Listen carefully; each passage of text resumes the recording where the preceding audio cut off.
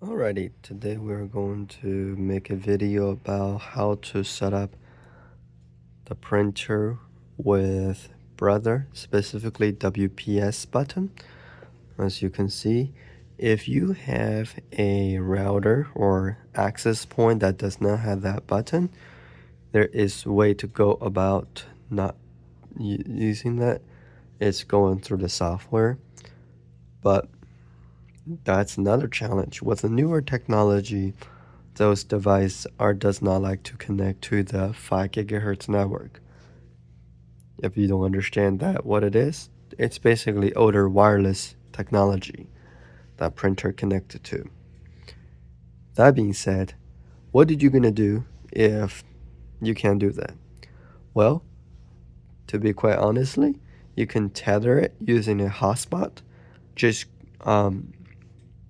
not permanently, but basically if you're doing this for like an office or something like that, kind of copy their SSID and the password and then put it on the hotspot as the SSID broadcasting it.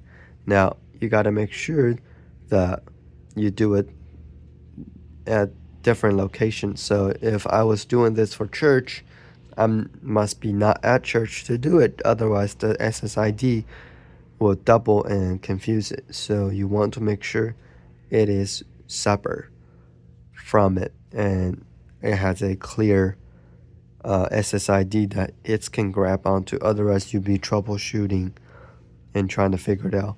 Hey, why is not working? Because there's two SSID that's fighting each other. So keep that in mind. The other thing is also you can get a old router that has WPS button, such as a extender. TP-Link actually makes a extender that has WPS button on it. If not, AT&T actually has a router that also has WPS button. So there's the option out there for those printer to connect it to. And this is not the only Brother printer that I run into that require you hit a WPS button. It's older Brother printer. You literally have to have the WPS. Otherwise, the software just doesn't work because it's older software. So that keep it in mind if you have those router that's newer.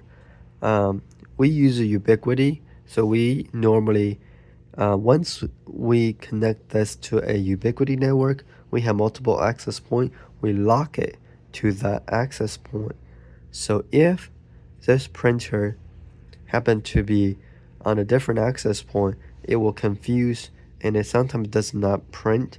So you want to make sure you lock it to that access point. If you are running into an issue of the device constantly disconnect just randomly, maybe when you're not using it or you're looking for a better Wi-Fi, so just make sure that this this device is not looking for any other access point when you do it. But those are the tips that I give you as an IT person that working with church. Just make sure of that. And sometimes you don't even really have option to like access to Wi-Fi because a lot of people don't know what their administrator looking thing is. So in that scenario, you just pray for the hope for the best that it will work. But generally, you can troubleshooting by turn it on and turn it off and reconnect it, and that should work. But most of the time, you might want to make sure the IP address is locked or fixed or static IP address. So anyway, hopefully that's not too much of an information to throw at you. And I will see you guys on the next one. Peace out.